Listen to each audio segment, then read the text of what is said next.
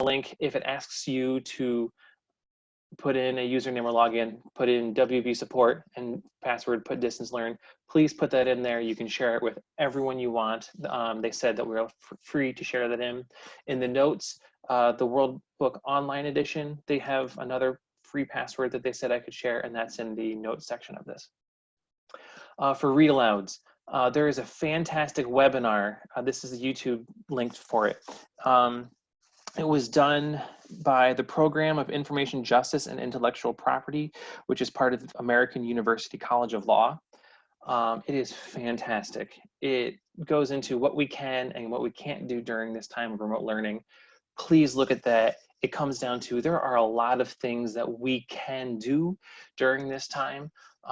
So as you're wanting to do a read aloud, please look at this just as a way to know this is what I can do. I can make these read alouds. I can send it to my students. I can have these chats with them. Make sure you're looking at that. There are some story time resources in there from the state of Michigan. I also got an email today saying that for Penguin books, there's the ability, there's a support in there, and I'll add this to the presentation, that if you email them,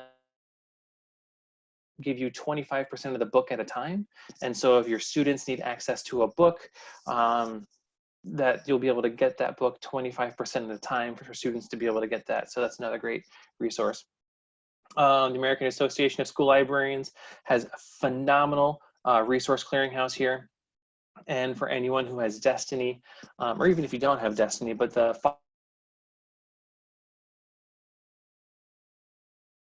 register, it's a free registration, and then you get an email saying, here's how you log in, here's how you do this. So I do suggest you do that. Next up, screen recording. So many times teachers want to record what's on their screen if they're going to do a video. Each one of these just talks about how to do it. All of these are free ways to do screen recordings. I'll just quickly go through them.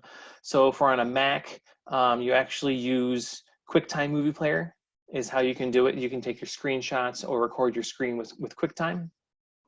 If you are someone who has a PC, now for the PCs, it needs to be the newest operating system. My school, we're on Windows 10, but only the operating system 1600. In the operating system of, I think it's 1903 is what it is. If you hit the Windows G, it pulls up Game Bar, and then you can record directly to what's on your screen. It's very, very simple to do, but you need to make sure your computer is updated. Screencastify is another great way to record. I use this all the time. The free account has a 5-minute limit. You can autosave to Google Drive. You can export. There isn't a watermark. You can do a little bit of annotation. And what I really like about it is you can publish directly to YouTube. I am noticing that there are a lot of issues with sometimes uploading your videos into Google Drive. Sometimes they're taking longer than others. So if you put it into YouTube, you can put it on your YouTube account, and then just make sure that when it defaults to private. So you'd want to make sure you click the setting when you're going to put it on there to put it to public so people can see that.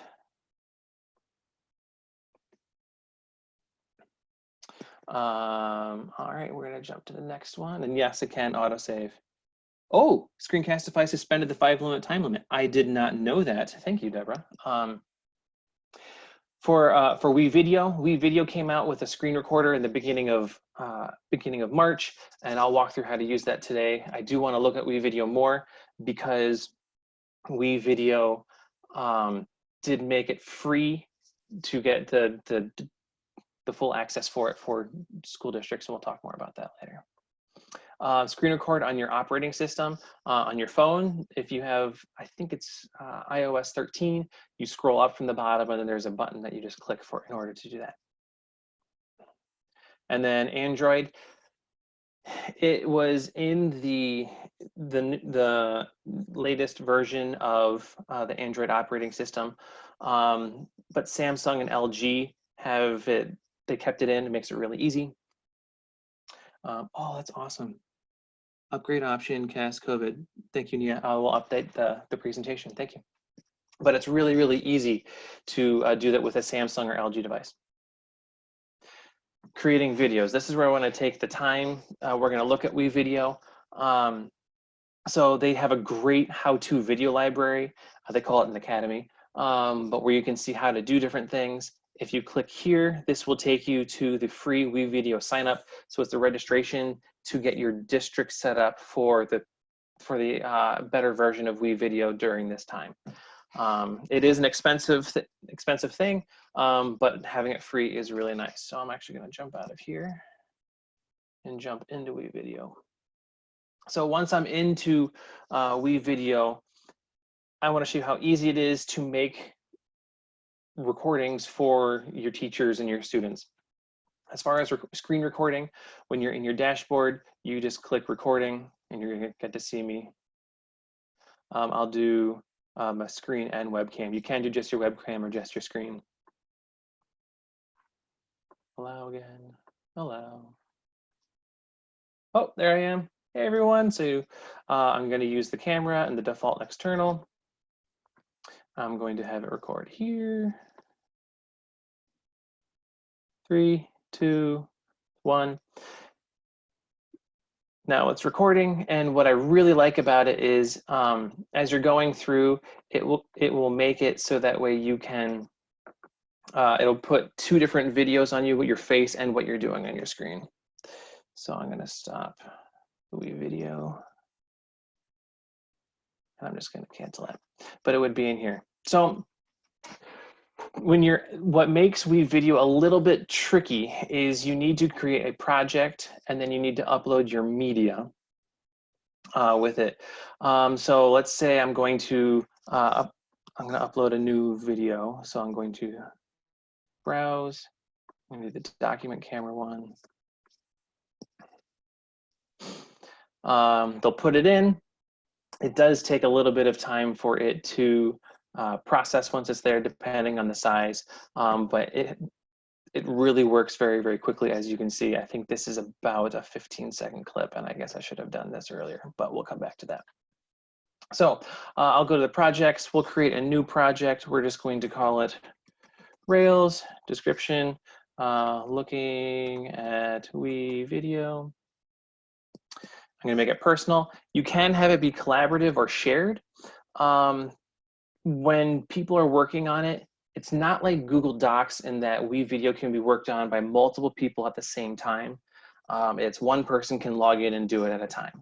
So though it is collaborative where different people can view and edit, they can only have one person can have it open at a time. And that's an important distinction, especially for students. I'm not going to add any media next. I'm going to create a new video. I'm just going to do a blank video. And what's nice is they have a whole host of stock media that you can use if we're going to do something that we're talking about science. So we now have, great, we have a science video. Now I'm just going to place it here. You can click and drag and put them together. Under my media, I have the document camera. I have that, so I'll put that in. So it's really easy to add what you're looking for. As far as text, they have titles and block quotes, and you can have it set up however you want. So I'm just going to use this one, and we will custom styles it here today. So we'll just leave that, and then we're going to call this funtimes.org. I don't even know if that exists or not, but we're just going to keep that for now. So as we're going through, what's nice about it is if you look at the clip, it is becoming a magnet to the other clips around it. You can undo that by clicking this, but what's nice is when you're trying to line things up, it will line up automatically for you. If you're wanting a transition for something, it automatically does things for you. So you have a crossfade, and I have a crossfade that'll go there. If I want them to be together, I can just have everything in one, and that will work just fine. So let's see what this looks like if I start from here so far. Again, it's very, very, very easy for people to use. When we're looking at audio, again, they have lots and lots of music that's in here. I like to find mine within the stock media because I can search for here. I can click whether I want something to be a video or a photo or a graphic, motion graphic, sound effects, all those. So let's just say we want space, and let's see if we have anything that's just music. We'll find out. Here we go. So we've got a space ambiance. And I think when I shared my screen, I forgot to mark on there to listen to the system audio. So I apologize that you're not seeing that. Now let's say we wanted our video to be short, just how this is, but this audio goes very, very long. We can just come down to the bottom and drag it. It makes it nice and easy. Now what's nice is it has this blue bar at the top. I'll jump to the end. This blue bar is showing me the volume. So if I want it to start off soft and then get louder and go to the top, and it shows me where it's at, I can go through and click and change the audio extremely easily. Again, this is free. You can get a free version of it. You are restricted into the amount of stock video that's there, but it is so, so easy. And when you're going to edit, now let's say you don't want this to be the entire picture. We can say, and I double clicked on it, I can say I want it smaller, but I want it to start here. And then you can rotate it if you wanted to, if you want it in different ways. You can flip it. You can have it fit to screen. We can move it and have it move where we want it to go. Sorry, that one was this one, animation. So we're gonna have it start here, and then we're gonna click end. We want it to end here, and then that will go through, and as it plays, it should, when we play, it should move it during that time. So here we go.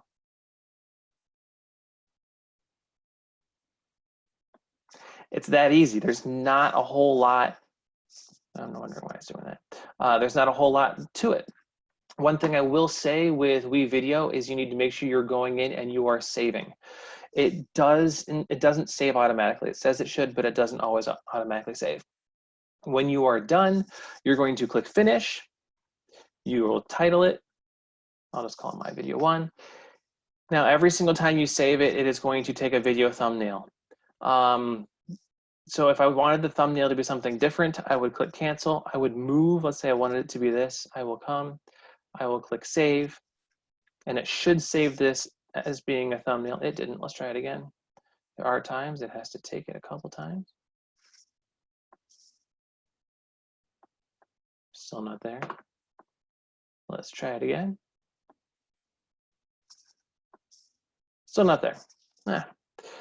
Of course, it's not working, but that's okay. And then we can export it with a video and audio. Or if you're doing a podcast where the students were recording their voices, you can just click audio only, and you can export just the audio from there.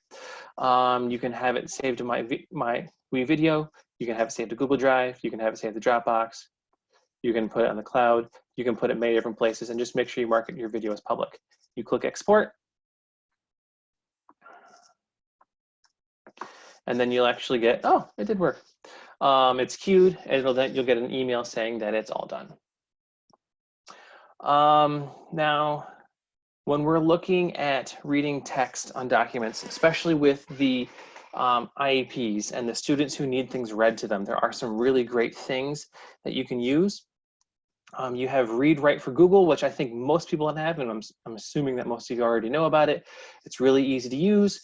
The students can just highlight, and it'll play it for them.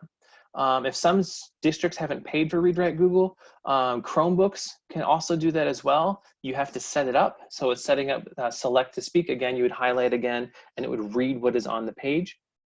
And that's for any page that you're on in a Chromebook, it can read for you. And apparently I forgot to put on here the Microsoft Office Lens. Microsoft Office Lens is an app on your phone. It is free, although you do need a Microsoft account. And what I like about it is you take a picture of your take a picture of your worksheet and you click export, and then you scroll down and it calls it the immersive reader. With that immersive reader, you can go through and it will read to you what's on the page. It can highlight the nouns or the adjectives or the verbs or the adverbs. You can change the speed, you can change the size. So as students are having this sheet of paper they need to look at, they can use their phone to be able to get anything read to them. And that's a really big thing that we need to think about today, since everything is in remote, and just these opportunities for students to have their IEPs met. The last thing I do want to talk about is this Brene Brown quote. She's amazing. When perfectionism is driving, shame is always riding shotgun, and fear is the annoying backseat driver. We struggle for perfectionism in areas where we feel most vulnerable to shame. And teachers are so perfectionists. I mean, I am a perfectionist. Every single time we do something, we want it to be perfect. We always want everything to be perfect. We want it to be done right. We want it to work for every single student. But we know that can't happen during this time. Every single student has different things going on at home. If they're a high school student, they may have to work, they may be working a job where they're stocking shelves, or they may have to watch their little brothers and sisters and help them with their work. You know, we don't know what they're doing. And this perfectionism is, one way I like to look at it is with a document camera. A document camera, I am just using some green beans and some pizza sauce and a pencil. And as you can see on here, it works really, really well as a document camera. All I did was upload it to YouTube and it works. And I know it's not perfect, but in this time of the remote learning, we just need to find out what will work to help our students learn. And the credits, everything I got in here was from Slides Carnival and the presentations. Awesome. Thank you, Ben. So such a rich presentation of resources and different types of activities that you can use with your students. I really appreciate that. Okay, I am going to go back and share my screen. And okay, where are we? We're here. Okay, so we're gonna do a Q&A portion right now. And so Ben is going to answer some questions for us. Ben, I think I already have a couple questions for you in the chat box. So actually, one of the, oh, and you just answered it. Awesome. Sorry. Okay, that's great. That's great. No, that's fantastic. If you have questions for Ben, please put them in the chat box. He'd be happy to answer. I want to go back to WeVideo a little bit because I saw you put together some, I watched you place some videos that you had created previously, and I really, really like that as a tool. How are you seeing, so in a, well, this is funny to say, but in a traditional classroom setting, how are you seeing your kids use WeVideo? What are you seeing them create? What are they doing with those type of videos?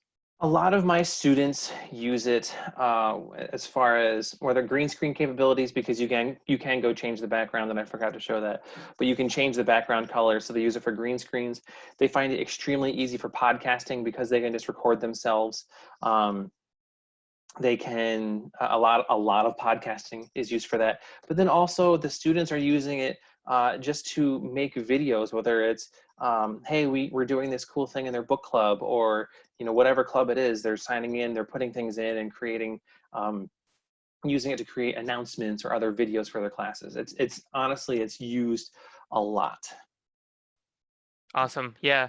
Okay. Interesting question from Elizabeth. I was wondering if you feel comfortable, if you feel comfortable, if you feel comfortable covering Zoom, if you could tell me how to record a session and how to access and share the session once it is recorded.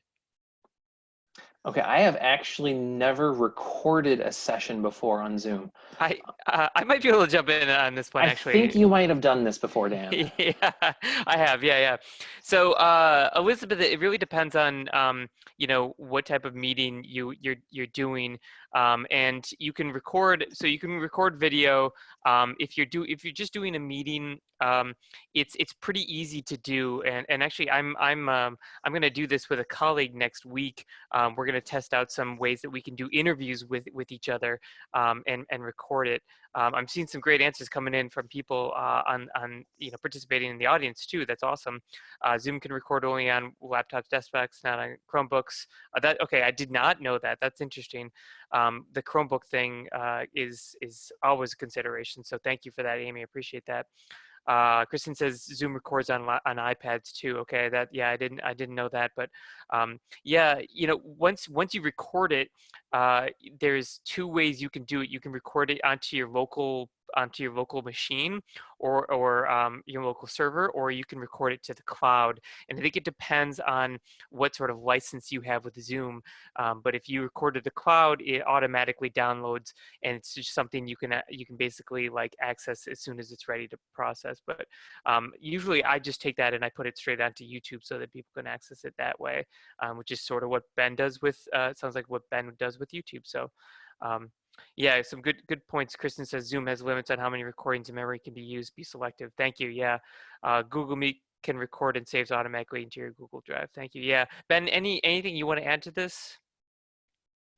No, you covered everything. Cool. Okay, keep those questions coming. We're already just jamming into the discussion portion. People are ready to go, which is awesome. Yeah, if you have any questions for Ben, let us know. Uh, so tell me a little bit more about. Oh, actually, I wanted to go back to the Office. Microsoft Office Lens. Tell me, what types of things would you use for that? Like, what's it? Give me an example of an assignment or project that you would typically use that for. Well, for me, I've used it with students who they need something read to them, but they don't. But they may be working at a different pace. So I've actually set it up where, I mean, many of my students will have earbuds or something programmed in, so they'll scan the page and then just click immersive reader and it'll read to them as they're going through it. So you can have multiple kids at different stages reading what's on the page for them. My son likes using it, and he's in second grade, because it's very, very easy, again, for him to click and figure out how to get things read to him when he doesn't want to do it himself. Yeah, I love it. I love it. Yeah, I can think of just like so many cool ways to use this and innovative ways to use this, but just another nice kind of tech tool to have in your toolbox, sort of. So And it's free. It's completely free. Microsoft is really trying to push into the Googleized education world. So they're coming out with some really great things. awesome. Yeah, wow. Okay, that's pretty amazing. Catherine says if students are creating how-to videos in WeVideo, they can speed up the video. This is helpful if a teacher put a time limit on a video. 30 seconds of mixing something for a recipe can turn into 10 seconds of stirring. Yeah, so 10 seconds of very fast stirring. But Yeah, yeah, and WeVideo really does have, it's really robust. And I tried to do something really, really quick and simple. But like I said, I've had teachers where they've gone through and they've made silly videos of themselves. Like one teacher was wanted to be surfing, and so we just had her standing on a board, and then we put her on with a green screen behind her, and then she was surfing down while talking about something for her class, and her class thought it was hilarious. And it took us about 15 minutes from shooting it and then just throwing it in there. It really doesn't take a long time to do it, but it's a really, really robust. It can do a lot of things. yeah. Robin says you can also add extensions to your Google Chrome browser to make Meet more like Zoom. Jamboard for the whiteboard, Grid to make it more like Brady Bunch. I like that recommendation, and I've definitely had that Brady Bunch feeling when you are with other people in a Zoom meeting, and it looks like you are in a bunch of squares, and you can see other people in different squares. So thank you, Robin, for that suggestions. Okay, so I am going to jump into the questions and get people to participate, because it seems like people are raring to go. So my first question is, how is your remote learning going? What are you seeing? What resources are you using to to kind of address student needs? And So please note that I put that in there as Q1 if you want to answer it. Again, make sure to check that to all panelist attendees option in the chat box or in the chat box. That will just allow everybody to see your answer. And if you can answer with the corresponding A1, so Q1 is question 1 and A1 is answer 1. That just kind of helps organize the chat box a little bit. If you want to ask Ben a question, you can still do that. But this is kind of a chance for you to sort of talk about your experiences because, like I said, this is more about peer-to-peer learning and you getting a chance to kind of participate with each other. So, let us know what you're doing, what you're seeing out there. If you have any tips for us, that would be really helpful for us to learn about. Yeah, okay. Okay, question came in. Okay, so Anne says, I'm using Flipgrid with Password to create online video content with options for student response. Okay, thanks, Anne. I'm not familiar with Flipgrid, but that sounds like an awesome tool.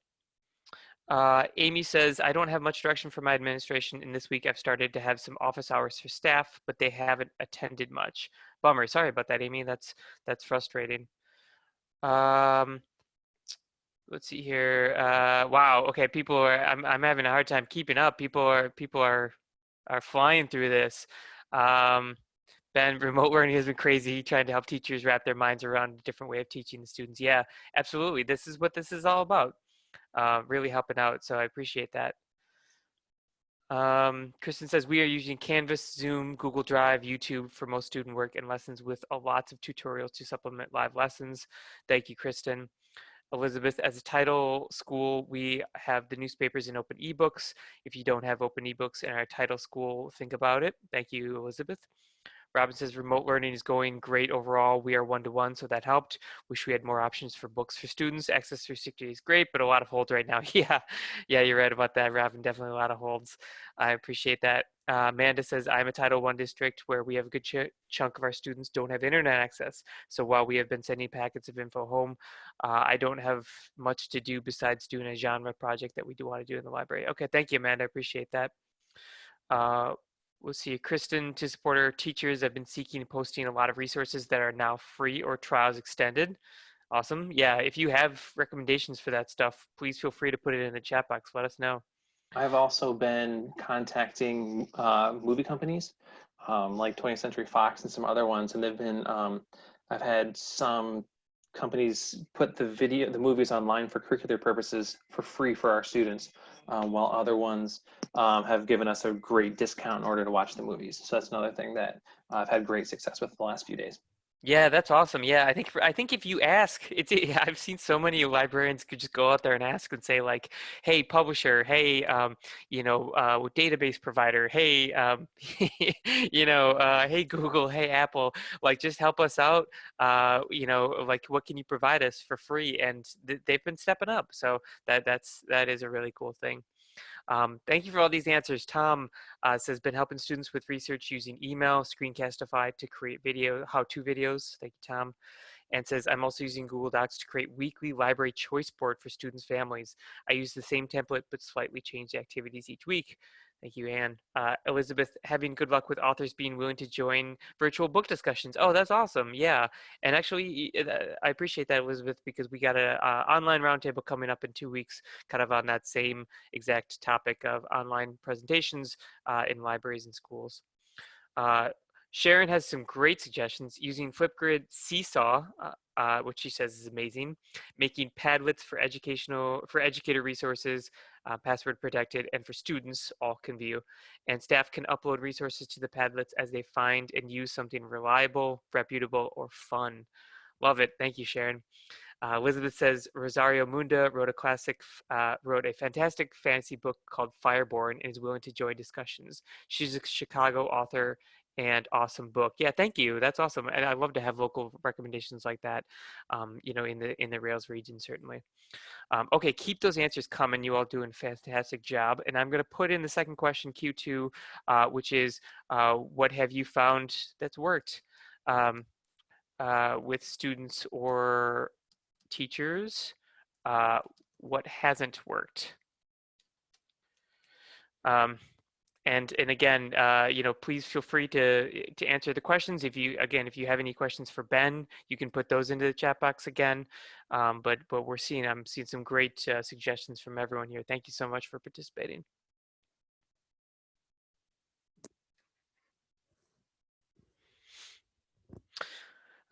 Barbara says, Barbara, thank you. Barbara says part of my assignment is to watch this particular webinar, how I can make sure I get credit for attendance. Great class, thank you.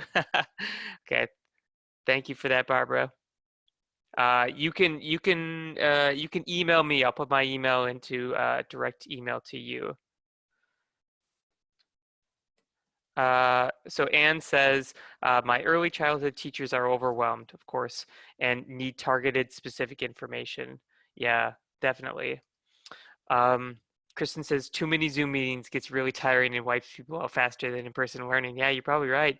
We have to mix Zoom with self-directed projects. Oh, great recommendation. I really appreciate that, Kristen. Yeah, it does. It can be very tiring, and particularly with with just the way that the whole thing, the whole way that education and learning is changing, we really need to kind of give people a chance to decompress a little bit and just, find their own time to learn a little bit. So yeah, thank you, Kristen.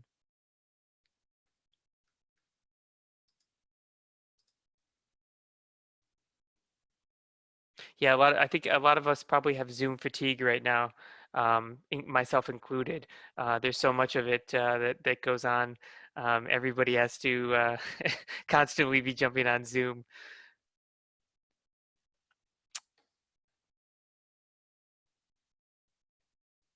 Okay, so Ben says what hasn't worked is finding a way to get information to teachers without overwhelming them. They receive a lot of emails from district admin and they don't have time to read one from me. Yeah, and then responding to Kristen, many teachers are sick and tired of Zoom and they don't want to meet on it anymore. Yeah. Anne Marie says our teachers are overwhelmed too. I've taken to updating my website, emailing specific groups of students every day, and contacting one department a day with specific site or video that might help. Anne Marie, that's a wonderful suggestion. Thank you for that. Robin says definitely more work than working at school. Wow. Okay. I'm surprised me, but I'm sure that's true. Love the thought to mix things up. Nice to have collaboration tools like G Suite. Although our library help desk gets texts and emails, but no students come on the video help desk. Deb says, what's working? Sending my teachers individual responses with video directions rather than all staff emails. Yeah, that personal touch really does help, I think. Kristen says, I send emails just to specific teachers or departments, limiting my constant all faculty emails. Yeah, I think everybody gets tired of those all faculty or all staff emails out there for sure.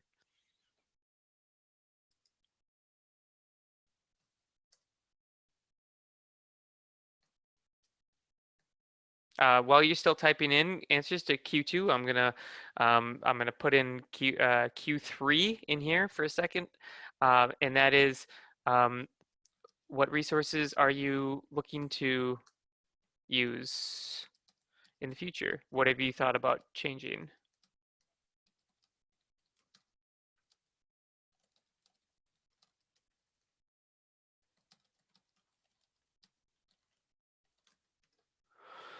Okay, couple more answers to that second question. Sharon says using Google Classroom for each classroom. I serve 25 total to post resources to, and then assigning an activity for kids to check out. We broke it up today and just let everyone be a scientist and observe egglet hatchings on Decorah Eagle's live webcam. Oh, thanks for posting the link. I'm gonna have to check that out. I love that. Let's see here. Donna says working one-on-one teachers. Yeah, thank you for that, Donna. Tom says, I've weaseled my way into all of the Google Meet department meetings and they have noticed me there. They're asking lots of questions, lots of different library services. This has worked out because I'm not guessing what they want. Time consuming for me on Fridays, our faculty work day, office day, hours day, but worth it. Oh, awesome. Thank you. That's a really good practical suggestion, Tom. Thank you so much for that. Megan asks, oh, what was the link to the presentation so I can share it with my fellow librarian and media specialist? Oh, Ben, would you mind putting the link to the presentation in the chat box again? And Amy says, I'm planning on creating some video lessons using Screencastify for a teacher who is doing a larger project. Anne says, much of my support has been finding online resources in different languages. We have over 15 different languages representing our school. Wow, is challenging finding resources beyond Spanish. Oh, and that is a big time challenge. Thank you for that. Elizabeth says, I agree with Donna. Deb says, Screencastify has a new feature, Submit, allowing teachers to send students a link. Students create a video. Video is uploaded directly to the teacher's Google Drive. Oh, that's really cool. That's amazing. Oh, Ben put the link in there. Thank you for that. Robin says, I feel pressured to create more videos for instruction or help, but I hate being on video. Thinking of alternatives, cartoons, puppets. Yeah, great. If anyone has an answer for that, for cartoons or puppets, please let us know. Ben says this will force a copy of the presentation so you can use change for what it works for you in school. Oh, thank you. Kristen says, continue to highlight my video tutorials for teachers and not just for students. Amy has a good question. How are you handling copyright questions at this time? Have you experienced an increase related to PDF, video, audio, books found online? And Ben, it looks like some people are saying that the presentation, nope. Okay, there you go. Thanks, Ben. So great question. So I'm going to go back to these. If anybody have any suggestions for alternative ways of creating videos, cartoons, puppets, or animation, something like that, please let us know. And then questions about copyright. And actually, Amy, I'll take it. That question is, I do know that there is a Rails Copyright Superpowers webinar that's on our archive CE page. That was from 2018. It's done by a librarian from UIUC, who's also an attorney, and she kind of answers a lot of copyright questions. I'm not sure if it's totally related to COVID-19, considering that this was 2 years ago, but I do think it's a really good primer on copyright in general and answering those copyright questions. So do check that out. I'll see if I can put a link to it. Kristen says, yeah, lots of questions related to copyright for films, of course. Amy says, videos without your face. Screencastify, use pictures on your screen and then just records your voice. Nice. And Robin says, we did copyright PD for teachers earlier in the year. So many of them are referring to our PD and emailing to check it out if things are appropriate. Good suggestion. Thanks, Robin.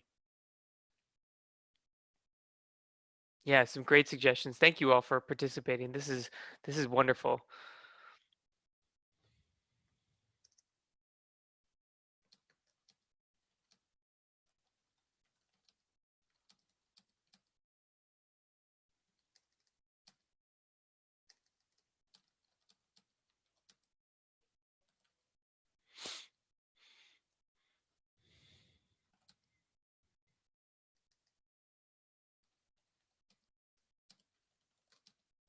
Okay, so a few more have come in.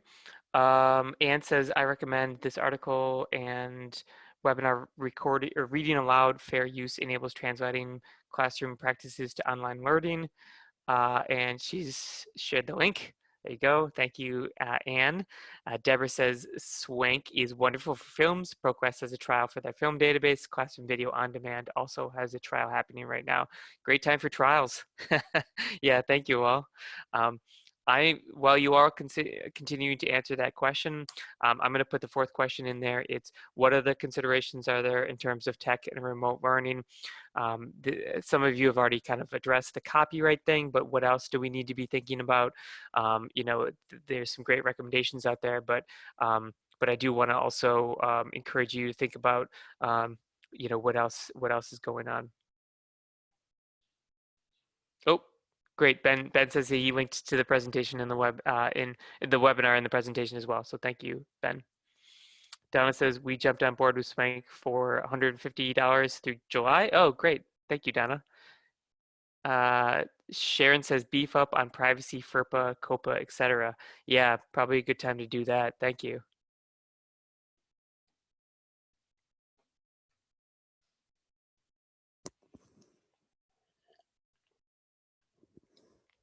Anne says, I also created this resource, My Online News Services Library Science Students. Awesome. Thank you for sharing. Kristen says, my son's school realized 2 weeks into e-learning that more than 50% of the students did not have computer access at home. They now handed out 600 Chromebooks. Wow. What a what a funny time to figure that out. But yeah, that's I think a lot. I think that's a lot of discussion and realization around that right now.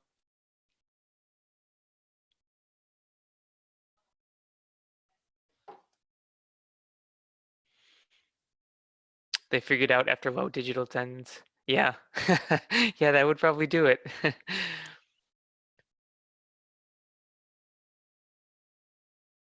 Anne says, my district spent the first 2 weeks focusing on food distribution and Chromebook distribution too. Yeah, thank you, Anne. Appreciate that.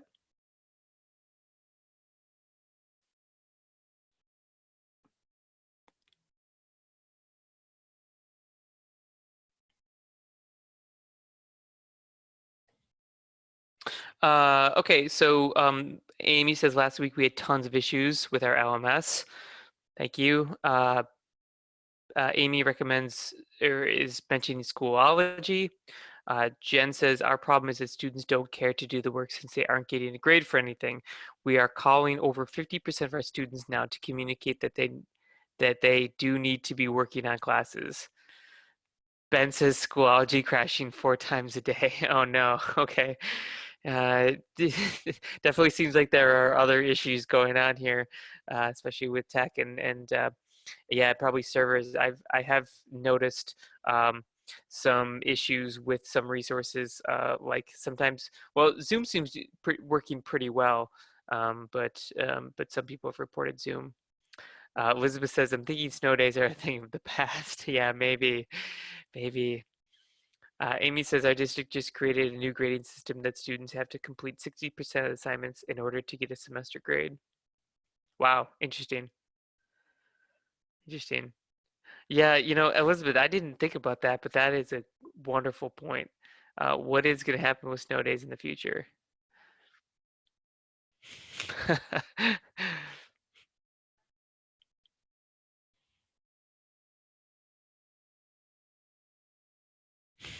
Jen says that would be great if the state said that there were no new grades allowed. We are following state rules.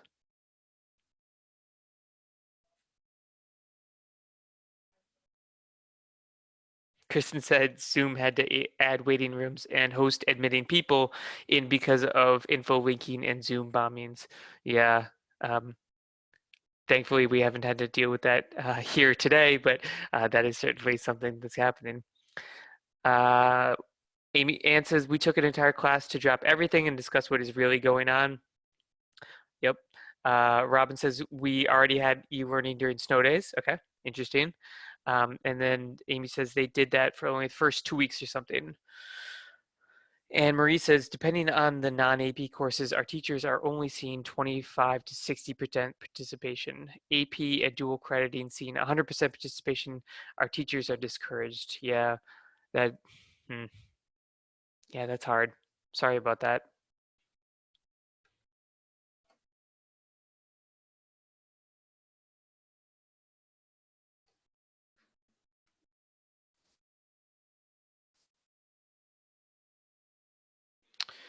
Ben, also, yeah, Ben, thank you. Looking at the social and emotional health of teachers and students, this is forcing the conversation to come into the conversation. Yeah, yeah, absolutely. Amy says, I think the state grade guidelines now are that it cannot negatively affect a student's grade. Interesting. Okay. Yeah, I have a feeling that a lot of this stuff will change. Anne recommends an important article about protecting student privacy from School Library Journal. Thanks for putting that in there. That's wonderful.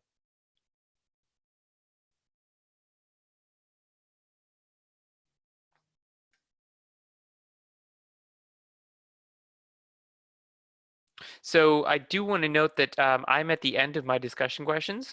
If you have any other questions that you want to ask either your fellow participants here today or Ben or myself, feel free to enter that in the chat box. It's been a lot of fun today. A lot of great ideas and resources. Yeah, there's so many good suggestions out there. So thank you all for participating. Um, again, thank you so much for staying with us and enjoying it. Um, Again, this is going to be recorded. We'll put this on the Rails YouTube page.